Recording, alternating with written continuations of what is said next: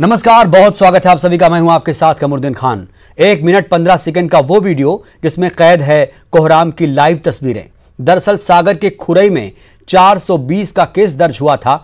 इन अपराधियों का सुराग खुरई पुलिस को सीसीटीवी फुटेज में मिला, जिसका कनेक्शन भोपाल से जुड़ा। इसी केस में खुरई थाना पुलिस भोपाल के करौंद इलाके के अमन कॉलोनी में दबिश देने पहुंची।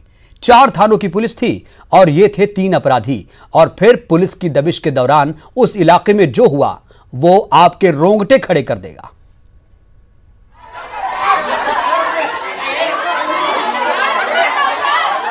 ये वो तस्वीरें हैं जो आपके रोंगटे खड़े कर देगी। कोहराम की लाइव तस्वीरें, ईरानियों और पुलिस के बीच झड़प की लाइव तस्वीरें।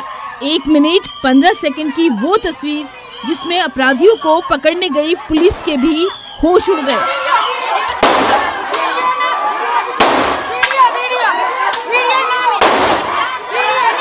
पुलिस के भी पसीने छूट गए। तस्वीरों में साफ देखा जा सकता है कैसे हालात पर काबू करने के लिए पुलिस वालों को हवाई फायर करना पड़ा।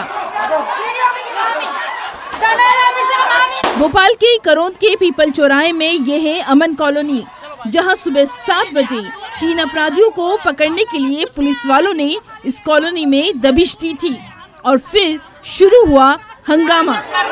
सर, गोली भी चलने की सूचना है, ऐसा कुछ है क्या? अभी उसको वेरीफाई कर रहे हैं, बट ऐसा वहाँ पे कोई कानून व्यवस्था की स्थिति नहीं है और कोई भी ऐसी किसी को चोट किसी प्रकार की नहीं। लेकिन सर, खुरई पुलिस की तरफ से फायरिंग की गई है पब्लिक को। उसको वेरीफाई कर लेता हूँ। ये इशू जो है अभी मेरी जानकारी में नहीं है, इसको मैं वेरीफाई कर लेता हूँ। अगर ऐसा है तो भी उसको भी जो है हम लोग अपनी डायरी में सब दें। पुलिसकर्मी सर कुछ घायल हुए क्या? नहीं, कोई भी घायल नहीं। पुलिस की माने तो दबिश डालने गई पुलिस पार्टी पर ईरानियों ने पत्थर और मिर्ची पाउडर से हमला किया और फिर जवाबी कार्रवाई में पुलिस वालों को हवाई फायर करना पड़ा। कई राउंड फायर किए गए। दरअसल ये पूरा मामला सागर के खुरई से जुड़ा हुआ है। खुरई में 420 का एक मामला दर्ज हुआ था, जहां 3 से 4 अपराधियों ने चेकिंग के नाम पर बैग से करीब 7 लाख रुपए का सोना पार कर लिया था। इस मामले में खुरई पुलिस को सीसीटीवी में एक सुराग मिला था और वो सुराग था मोटरसाइकिल। सीसीटीवी फुटेज में मोटरसाइकिल का नंबर भोपाल के ईरानियों का निकला और फिर इस वारदात का कनेक्शन जुड़ा भोपाल के अमन कॉलोनी में रहने वाले रिजवान, हैदर और कादरी से। इन्हीं अपराधियों को पकड़ने के लिए खुरई पुलिस ने यहाँ दबिश दी। ये क्या है मामला सर? ये सागर खुरई का एक आरोपी है, वहाँ पे कोई ठगी करके आया था। सागर की पुलिस आई थी वहाँ और उसको सहायतार्थ लोकल बल भी गया था। वहाँ पे जब वो आरोपी को लेकर के आ रहे थे, कुछ लोगों ने उसमें व्यवधान करने का प्रयास किया। उस दौरान जो है उन लोगों को जो है वहाँ से हटा दिया गया, आरोपी को गिरफ्तार कर लिया गया और जिन लोगों ने उत्पन्न किया था उनके विरुद्ध 353 के प्रकरण उठाए। खुरई पुलिस के साथ भोपाल के 3 थानों छोला, गांधीनगर और निशातपुरा की पुलिस पार्टी भी मौजूद थी। इस दबिश में आरोपी रिजवान पुलिस के हत्थे चढ़ गया। दूसरे आरोपियों की पुलिस तलाश कर रही है। पुलिस पार्टी पर हमला करने वाले 1 दर्जन लोगों के खिलाफ पुलिस ने मामला दर्ज किया है। भोपाल से जितेंद्र शर्मा के साथ bureau report, news 18 Madhya Pradesh Chhattisgarh. तो 4 थानों की पुलिस, 3 अपराधी और ये पूरी जो टकराव की तस्वीरें आपने देखी वो तो आपके सामने थी, जहां पर खाकी पर हमला किया गया। ज्यादा जानकारी के साथ हमारे संवाददाता जितेंद्र शर्मा जुड़ चुके हैं। जितेंद्र, पुलिस जिस कार्रवाई को अंजाम देने के लिए पहुंची थी, 4 थानों की पुलिस थी, 3 अपराधी थे। क्या पुलिस ने इसमें सफलता हासिल कर ली? सभी आरोपी कानून के शिकंजे में हैं क्या? देखिए, अगर बात की जाए तो जिस तरह से पुलिस पर हमला हुआ है, ये सबसे बड़ी पुलिस के लिए शर्मनाक घटना है कि राजधानी भोपाल में इस तरह से पुलिस पर पथराव हो जाता है, पुलिसकर्मी घायल होते हैं और पुलिस काफी घंटों के बाद अपराधियों को पकड़ने का दावा करती है। हालांकि पुलिस ने अभी मामले दर्ज किए हैं, मगर कुछ अपराधी जो है आरोपी हैं वो पुलिस की गिरफ्त से बाहर है। और ये पहली बार नहीं हुआ है कि ईरानी डेरे पर पुलिस कार्रवाई करने पहुंची हो और पुलिस पर हमला ना हुआ हो या फिर पुलिसकर्मी पर पथराव ना हुआ हो। उसके पहले भी अगर बात की जाए तो ईरानी डेरे से भोपाल के तमाम वो अवैध कारोबार जुड़े हैं, चाहे वो अवैध हथियार की बात की जाए या ड्रग्स की बात की जाए या अन्य अवैध गोरख धंधे, ये सारे के सारे ईरानी डेरे से ही संचालित होते हैं। तो कह सकते हैं कि इस तरह से लगातार ईरानियों का आतंक वहां पर फैला जा रहा है और पुलिस उस पर कोई कार्रवाई नहीं कर रही। पास का जो निशातपुरा थाना है या गौतम नगर थाना है, इनकी कहीं ना कहीं शय उन्हें मिली हुई है, जिसके चलते पुलिसकर्मियों की मिलीभगत के चलते इस तरह का अपराध वहां लगातार बढ़ता जा रहा है। लेकिन बड़ा सवाल यह है जितेंद्र की जब पुलिस इन अपराधियों को पकड़ने के लिए गई थी तो स्थानीय लोगों ने सहयोग के बजाय खाकी पर ही हमला करना शुरू कर दिया। ऐसे हालात आखिर क्यों पैदा हुए? इतनी हमदर्दी इन अपराधियों के लिए अमन कॉलोनी के लोगों ने क्यों दिखाई जितेंद्र?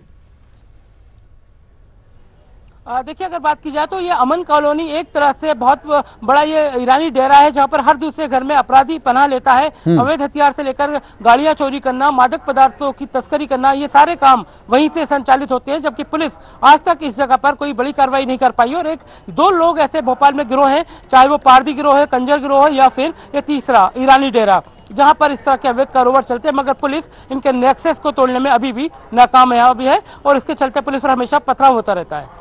बिल्कुल जितेंद्र, पुलिस ने भी बचाव में कई राउंड फायरिंग की थी, क्या किसी के घायल होने की भी खबर है? हालांकि पुलिस तो कह रही है कि कोई घायल नहीं हुआ, आप बताइए।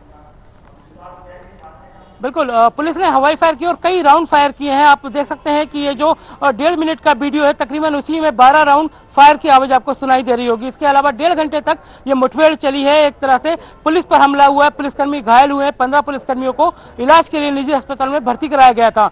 तो कह सकते हैं कि ईरानियों की तरफ से कोई घायल नहीं हुआ है, क्योंकि उन्होंने पुलिस पर हमला किया है। और जाहिर सी बात है, जब भी पुलिस के लोग वहां पर बिना योजनाबद्ध तरीके से जाते हैं तो पुलिस को मुंह की खाना पड़ती है। और अब कोई बड़ी कार्रवाई करने के लिए पुलिस को एक प्लान बनाना होगा ताकि इस तरह के अपराधियों पर अंकुश लगाया जा सके। लेकिन आपने बहुत बड़ी बात का जिक्र किया है जितेंद्र, मैं उसको और थोड़ा साफ करना चाहूंगा। आपने कहा कि ये जो अमन कॉलोनी है वहां पर पुलिस जो अपराधी होते हैं उनका यहाँ पर संरक्षण है, वो अवैध हथियार से लैस होते हैं। आज तक इस जगह पर कोई कार्रवाई नहीं कर पाया। क्या यही वजह थी जितेंद्र की 4 थानों की पुलिस पहुंची थी और उसके बाद भी नाकामयाबी? तो ये तो खाकी पर सवाल खड़े हो रहे हैं। बिल्कुल, ये जो पुलिसकर्मी घायल हुए हैं इनमें भोपाल पुलिस के जवान कम है, और जबकि खुरई के जिन्हें पता नहीं था, भोपाल की लोकेशन नहीं पता था कि उनके साथ ऐसा हमला होने वाला है, वो लोग ज्यादा घायल हुए हैं। भोपाल के पुलिसकर्मी इसमें कम घायल हुए हैं। और ये लगातार पहली बार नहीं है, ऐसे कई वाकये सामने आ चुके हैं। और ये प्रत्यक्ष प्रमाण है वहां का कि अगर किसी को ईरानी डेरे से कोई अवैध हथियार खरीदना हो या फिर मादक पदार्थ खरीदना हो तो वहां पर खुलेआम जाकर ले सकता है। तो बिना पुलिस के संरक्षण के इस तरह के गोरख धंधे संचालित नहीं हो सकते हैं। तो कह सकते हैं इस पूरे मामले में कहीं ना कहीं भोपाल पुलिस भी उतनी ही दोषी है। ये जो अमन कॉलोनी है, जरा इसके बारे में और स्पष्ट करिए जितेंद्र। इसमें एक शब्द और आ रहा है, ईरानियों ने पुलिस पर हमला किया, इसको भी जरा क्लियर करिए। क्या ये लोग ईरान से ताल्लुक रखते हैं या क्या है ये पूरा? बिल्कुल, ये ईरानी जो डेरा है, ये लोग अलग अलग तरह के काम करते हैं। ये रेलवे में लूटपाट करते हैं, ये घरों में फेरियां लगाते हैं। इसके अलावा भोपाल शहर में जब भी ऐसी कोई सौहार्द बिगाड़ने वाली घटना हुई है तो इन्होंने ही कहीं ना कहीं इस पूरे मामले में कदम उठाया है। तो कह सकते हैं ईरानियों का भोपाल कनेक्शन बहुत लंबे समय से जुड़ा हुआ है। और ये जो अपराधी हैं, ये तीनों अपराधी, इन पर पूरे राज्यों भर में, कई अन्य राज्यों में कई मामले दर्ज हैं। तो कह सकते हैं बड़ा एक गिरोह है और जिन्हें लगातार पुलिस की शय मिलती जा रही है। और क्या वजह है कि पुलिस उस पर आज से कोई बड़ी कार्रवाई नहीं कर पा रही है? हालांकि पुलिस छोटे मोटे बदमाशों को गिरफ्तार कर उनका जुलूस निकालती है, मगर ईरानी डेरे में जब भी जाती है पुलिस तो उन्हें मुंह की खाना पड़ती है और वहां से पुलिस को खाली हाथी लौटना पड़ता है। बिल्कुल, एक कनेक्शन है, भोपाल का कनेक्शन है जितेंद्र। सागर में 420 का केस दर्ज हुआ था, उसके बाद सीसीटीवी फुटेज सामने आया जिसमें ये लोग दिख रहे थे। उसके बाद वहां की पुलिस और भोपाल की पुलिस ने जाकर अमन कॉलोनी में कार्रवाई करनी शुरू की। तो वो जो 420 का केस था जितेंद्र, वो दरअसल क्या था, उसको लेकर क्या अभी अपडेट है आपके पास? देखिए ये रिजवान हैदर कादरी है, इन्होंने मिलकर एक वाहन चालक को रोका और वाहन चेकिंग के दौरान उसके पास से 7 से 8 लाख रुपए कैश लूट लिए थे। उसके बाद वहां से वो फरार हो गए थे। सीसीटीवी कैमरे की जब जद में ये लोग आ गए तो उसके बाद पुलिस को आशंका हुई कि ये लोग भोपाल के ईरानी डेरे में छुपे हैं। तो आप सोचिए कि सिर्फ 3 लोगों को या फिर सिर्फ एक आरोपी को पकड़ने के लिए जब पुलिस पहुंचती है और पुलिस पर 200 लोग एक साथ हमला कर देते हैं, तो कितनी योजनाबद्ध तरीके से उनके यहाँ इतना बड़ा संगठन, इतना बड़ा गिरोह वहां काम कर रहा है। पुलिस का इंटेलिजेंस फेलियर था। इसमें पुलिस की लापरवाही यह है कि किसी पुलिसकर्मी की, निर्दोष पुलिसकर्मी की इस पूरे मामले में जान भी जा सकती थी, मगर गनीमत है कि पुलिसकर्मियों को मामूली चोट आई है और वहां से वो निकलने में कामयाब रहे हैं। पुलिस को अपनी जान बचाने के लिए कई राउंड हवाई फायर करने पड़े। तो कह सकते हैं पुलिस के पास अपने पर्याप्त सूत्र नहीं थे। और फिर ये तो जितेंद्र, फिर ये तो आप ये बता रहे हैं कि भाई पुलिस यहां पर कुल मिलाकर बेबस नजर आई। आम जन में कैसे ये विश्वास पुलिस डालेगी कि वो पुलिस जो है वो आम जनता की हिफाजत के लिए, उनको महफूज करने के लिए है। जब पुलिस पर ही हमला हो रहा है तो आम जन पर हमला करना अपराध तो यूं ही बढ़ जाएगा। फिर तो जब पुलिस से खौफ नहीं है, जितेंद्र आप सोचिए जरा इसको। बिल्कुल, अगर बात की जाए कमरुद्दीन, तो ये अमन कॉलोनी नाम इसका अमन है, मगर इन्होंने बाकी जगह का सौहार्द बिगाड़ रखा है। यहाँ पर अपराधी पनाह लेते हैं और पुलिस का खुला संरक्षण है इन्हें, क्योंकि यहाँ पर अपराधी पनाह लेकर गाड़ियां चोरी करते हैं, वाहन ट्रेनों में चोरियां करते हैं और कई तरह की लूटपाट, अवैध हथियार और साथ ही मादक पदार्थ का खुलकर यहाँ पर धंधा करते हैं। मगर पुलिस अभी तक कोई बड़े गिरोह को नहीं पकड़ पाई है। मगर कह सकते हैं कि उनका बड़ा एक संगठन, बड़ा एक गिरोह की कॉलोनी में कोई अगर बाहरी व्यक्ति प्रवेश करता है तो उस पर हमला जायज है। तो पुलिस के पास संख्या कम है, जवान कम है, मगर वहां जो अमन कॉलोनी है वहां लगातार आरोपियों की संख्या बढ़ती जा रही है, जिसके चलते पुलिस हमेशा वहां से खाली हाथी लौटती है। जितेंद्र, 3 आरोपी थे जिसमें से रिजवान तो पुलिस के हत्थे चढ़ चुका है। क्या रिजवान से कई सारे और खुलासे होंगे? और जो 2 लोग अभी फरार बताए जा रहे हैं, क्या उन तक पुलिस कब तक पहुंचेगी? पुलिस क्या कह रही है इस पर? देखिए, रिजवान के ऊपर ही कई मामले दर्ज है, तेलंगाना से लेकर मणिपुर से लेकर बांग्लादेश, इसके माफ कीजिएगा, इसके अलावा अन्य राज्यों में, प्रदेश के कई राज्यों में उसके ऊपर मामले दर्ज हैं और कई गंभीर मामले दर्ज हैं। तो लगातार इस तरह का आरोपी अगर वहां रह रहा है और उसको पकड़ने पुलिस जाती है तो जाहिर सी बात है वहां के लिए रॉबिनहुड है और पुलिस को उन्होंने अपना दुश्मन मान लिया। जबकि राजधानी पुलिस में की बात करें तो पुलिस का खौफ अब लगातार खत्म होता जा रहा है। इस तरह से अगर पुलिस पर हमला होता है तो कहीं ना कहीं पुलिस को ये सोचने, ये आपने बहुत ही महत्वपूर्ण, ये आपने एक शब्द का इस्तेमाल किया जितेंद्र। आपने कहा कि रिजवान रॉबिनहुड है। रॉबिनहुड का मतलब तो यही है ना कि जहां वो रहता है आसपास के लोगों की मदद भी करता है, इसीलिए वो लोग इकट्ठा हो जाते हैं जब पुलिस पकड़ने जाती है। तो बिल्कुल, क्योंकि उस अकेले को पकड़ने जब पुलिस पहुंची तो पूरी बस्ती ने हमला कर दिया पुलिस के ऊपर और पुलिस की संख्या नाकाफी थी। मात्र 20 से 25 लोग पुलिसकर्मी वहां पहुंचे थे। तो कह सकते हैं 200 लोगों की टीम एकदम उस पर हमला कर दी थी। तो रिजवान के सपोर्ट में पूरी अमन बस्ती थी और जबकि पुलिस खाली हाथ थी, वहां से लौटना पड़ा उस समय। चलिए, बहुत बहुत शुक्रिया अपडेट देने के लिए, बातचीत के लिए आपका जितेंद्र। तो कुल मिलाकर जितेंद्र ने एक बड़ी बात कह दी कि जो अमन कॉलोनी है, आज तक इस जगह पर पुलिस कभी कामयाबी हासिल कर ही नहीं पाई। वक्त एक छोटे से ब्रेक का, ब्रेक के बाद हाजिर हूं। एमपी की सैर पर निकली हैं शेरनियां, वो भी बुलेट पर सवार होकर। ये वो शेरनियां हैं जो बाइक पर सवार होकर दे रही हैं महिला सशक्तिकरण का पैगाम। देश भर से 15 महिला बाइक राइडर्स भोपाल पहुंची। भोपाल में टाइग्रेस ऑन द ट्रेल को हरी झंडी दी गई। एमपी के पर्यटन को बढ़ावा देने के लिए ये अनोखी पहल है। 15 महिला बाइक राइडर्स 7 दिन में तय करेंगी 1500 किलोमीटर का सफर। महिला बाइकर्स रैली में 21 से 57 साल की महिलाएं शामिल हैं, जिनका कॉन्फिडेंस आपको भी इनका मुरीद बना देगा, जो कह रही हैं डर को कहें बाय बाय। देखिए ये खास रिपोर्ट।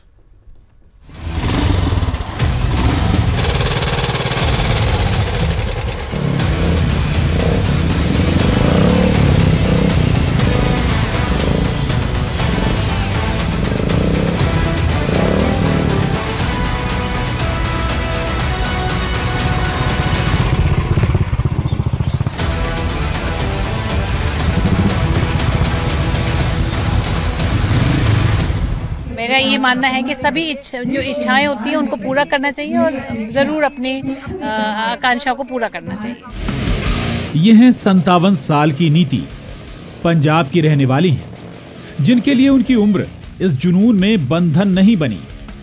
कई लोगों ने इनके बाइक चलाने पर ऐतराज जताया। लेकिन जब कुछ करने की ठान ली तो फिर ये अपने आप की भी नहीं सुनती। मेरा ये कहना है कि इच्छाओं को दबाए ना, जो इन्हें इच्छा है अपने साथी लोगों को सबको मनवा के और उसको पूरा ज़रूर करना चाहिए। मैंने अपने आप का, मेरा जो हैंडल है इंस्टा पे वो dream chaser 63 because I was born in 63।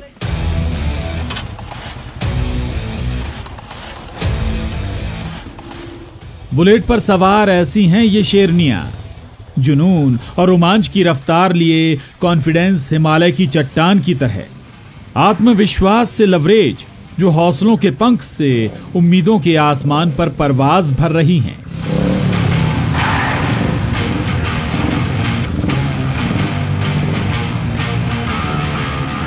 कोई कोलकाता से, कोई पंजाब से, कोई उड़ीसा से, देश भर से 15 महिला बाइक राइडर्स भोपाल पहुंची हैं, वो भी एक खास मकसद से।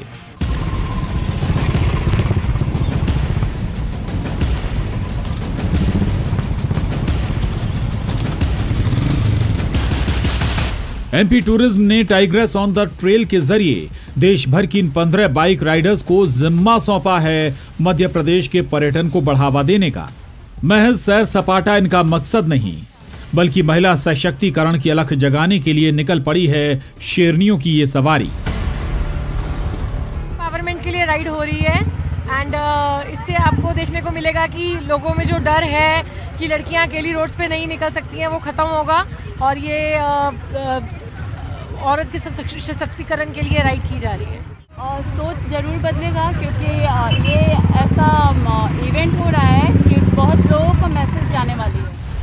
पर्यटन एवं संस्कृति मंत्री उषा ठाकुर ने टाइग्रेस ऑन द ट्रेल को हरी झंडी दिखाई, जो कह रही हैं इस कदम से पर्यटन को बढ़ावा मिलेगा। ये मध्य प्रदेश के पर्यटन को सफलता के चरम पर ले जाएगा, ऐसी योजना है और इसीलिए इसका आयोजन किया गया। इन बाइक राइडर्स में 21 से 57 साल की महिलाएं शामिल हैं, जो 7 दिन में एमपी के कई टूरिस्ट प्लेस पेंच, मड़ई, कान्हा, बांधवगढ़, पन्ना, खजुराहो का सफर तय करेंगी। 25 नवंबर को महिला बाइक राइडर्स का ये सफर पूरा होगा। पर्यटन को बढ़ावा देने के साथ ही महिलाओं को सशक्त बनाने पर जोर दिया जाएगा। So when I am on my bike, तो मुझे लगता है कि आई कैन गिव मैसेज। हाँ, जी सकते हैं। Just for being girl you should never compromise with your dreams. हम जहाँ भी जाएंगे, जिस भी गांव से गुजरेंगे, जिन भी लोगों को देखेंगे, उनसे मिलेंगे, उनसे बात करेंगे, उनसे अपनी बातें शेयर करेंगे, उन्हें ये बताएंगे कि हम क्या कर सकते हैं, आप क्या कर सकते हो, और हम ये जो टाइगर्स ऑन ट्रेल है हम ये क्यों कर रहे हैं, किस वजह से कर रहे हैं। सो उम्मीद है कि काफ़ी परिवर्तन देखने को मिलेगा। अपनी हिम्मत के दम पर कैसे मुश्किलों का सामना किया जाता है उसकी ये मिसाल है, और ये पैगाम भी कि डर को कहीं बाय बाय। वुमेन एम्पावरमेंट के लिए मेजरली ये राइड करें और एमपी टूरिज्म को प्रमोट करने के लिए हम कर रहे हैं, और इसीलिए हम लोग डिफरेंट नेशनल पार्क्स विजिट कर रहे हैं। वहाँ के लोकल हाइट से मिलेंगे, उनसे बातचीत करेंगे। राइड होने के बाद और ये वीडियोस आने के बाद या सब लोग फोटोज देखने के बाद ज़्यादा से ज़्यादा लोग इंस्पायर होंगे, और हम लोग भी वही चाहते हैं। हमारा भी मेन मोटो वही है कि ज़्यादा से ज़्यादा लड़कियाँ इंस्पायर हो। जोश से लवरेज ये शेरनियां कह रही हैं, हम किसी से कम नहीं।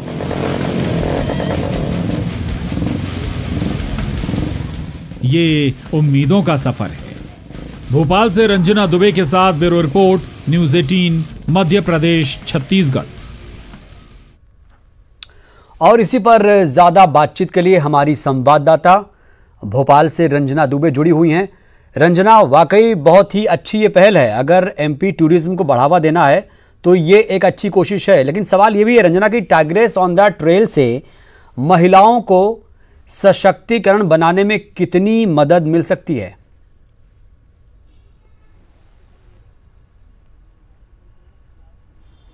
जी कमरुद्दीन, बिल्कुल, तभी इसका नाम टाइग्रेस ऑन द ट्रेल रखा गया है। यानी अपने आप में ये मैसेज देने की कोशिश की गई है कि महिलाएं किसी भी क्षेत्र में किसी से कम नहीं हैं और वो खुद को, अपने आप को भी किसी से कम नहीं आंकें। और तभी जो 15 महिला बाइक राइडर्स को चुना गया है, जो कि मध्य प्रदेश के अलग अलग नेशनल पार्क में पहुंचेंगी, पर्यटक स्थलों पर पहुंचेंगी, जहाँ पर वो महिलाओं से बातचीत करेंगी और उनके अंदर आत्मविश्वास को भरेंगी और उनसे ये भी कहेंगी कि अपने सपनों को वो ज़रूर जिएँ और खास करके सिर्फ एक उम्र तक ही वो अपने सपनों को ना जिए, बल्कि उम्र के बाद भले ही जो रिटायरमेंट की उम्र कही जाती है उस उम्र में भी वो अपने सपनों को जी सकती हैं, अपने हुनर को विकसित कर सकती हैं। तो यही वजह है कि अब ये तमाम जो 15 बाइक राइडर्स हैं जगह जगह पर पहुंचेंगी, महिलाओं से बात करेंगी, उनके सपनों को जानने की कोशिश करेंगी और उनमें बदलाव लाने की कोशिश करेंगी कि वो ये ना सोचें कि इस उम्र में वो बाइक नहीं चला सकती हैं या बाहर नहीं निकल सकती हैं। तो चाहे सिर्फ बाइक चलाना ही एक उद्देश्य नहीं है, बल्कि दूसरे जो हुनर उनके अंदर हैं उनको वो डेवलप करें और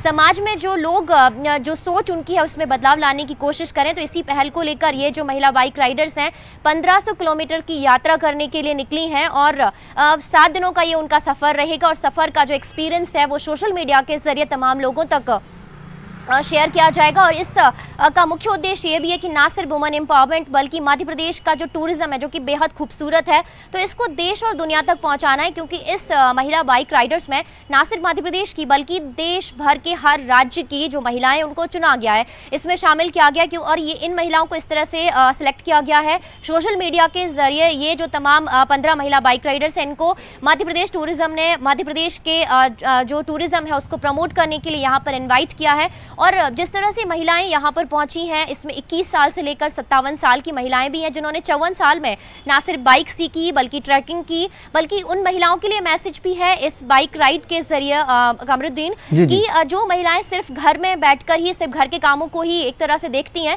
तो उसके लिए एक मोटिवेशन है। हालांकि आज का दौर जरूर बदल गया है, महिलाएं पुरुषों के साथ कंधे से कंधा मिलाकर काम कर रही हैं, लेकिन अभी भी कहीं ना कहीं समाज में महिलाओं को लेकर जो सोच है, उस सोच को बदलाव के लिए ये जो बिल्कुल रंजना, आपने बड़ी बात कही। बिल्कुल विमेन एम्पावरमेंट की बात हम करते हैं और जरूरी भी है। तो क्या इन लोगों के पड़ाव के बारे में जानना चाहूंगा, कहां कहां इनका ठहराव होगा और क्या ग्रामीण इलाकों को भी कवर किया जाएगा, क्योंकि आमतौर पर ग्रामीण महिलाएं उतनी ज्यादा सशक्त नहीं है। जी जी बिल्कुल कमरुद्दीन, बिल्कुल शहरी इलाकों में तो महिलाएं बाइक और रफ्तार और रोमांच की सवारी करने लगी हैं, लेकिन खास करके ग्रामीण इलाकों की बात करी जाए तो अब भी कहीं ना कहीं कुछ बाधाएं, कुछ रोड़े जो उनके सामने ज़रूर आते हैं। तो इसी बात को लेकर अब महिलाएं बन विहार से इनकी शुरुआत हुई है। आज सुबह जब रैली रवाना हुई तो बन विहार से सफ़र की शुरुआत हुई है। ये मड़ई होते हुए गुजरेगी, बांधवगढ़ नेशनल पार्क पहुँचेगी, सतपुड़ा टाइगर रिजर्व भी पहुँचेगी और जो दूसरे नेशनल पार्क है वहाँ भी पहुँचेगी। और इस बीच जो भी ग्रामीण एरिया पड़ेंगे, जितने भी ग्रामीण इलाकों की महिलाएं, उनसे बात करेंगी और उनको अगर बाइक चलाने में इंटरेस्ट है या फिर इस तरह के कोई हुनर उनके अंदर है कि जिसमें उनके कहीं ना कहीं कोई बाधाएं आ रही, तो उसको दूर करने की कोशिश की जाएगी, उनके परिवार को समझाइश दी जाएगी। एक तरह से जो अवेयरनेस का प्रोग्राम है वो भी इस टाइग्रेस ऑन द ट्रेल के जरिए चलाया जाएगा। और खास करके इसका मुख्य उद्देश्य यही है कि खास करके जो सोलो ट्रिप की बात करी जाती है, महिलाएं उसमें इतना ज्यादा पार्टिसिपेट नहीं करती हैं ग्रामीण इलाकों में, तो सुरक्षा को लेकर जरूर कुछ सवाल खड़े होते हैं। तो इसमें यह भी कहा गया है, इसके जरिए ये भी बताने की कोशिश की गई है कि सोलो ट्रिप के जरिए महिलाएं सुरक्षित भी हैं, उनकी सुरक्षा का खासा ध्यान भी रखा जा रहा है। तो अपने डर को कहीं ना कहीं आपको भगाना है और अपने आत्मविश्वास को पहचान कर आपको अब हर उस सफर की सवारी करनी है जो शायद आपने कभी अपने सपने में भी नहीं सोचा होगा। तो इन्हीं सारे सपनों की सवारी को लेकर जो महिलाएं हैं अब बिल्कुल रंजना, आपने कहा बेहद ही वाकई बेहद ही अद्भुत ये सफर रहेगा और 25 नवंबर को इसका समापन होगा। देखते हैं इससे कितना लाभ मिलता है। बहुत बहुत शुक्रिया आपका जानकारी देने के लिए। फिलहाल वक्त एक छोटे से ब्रेक का।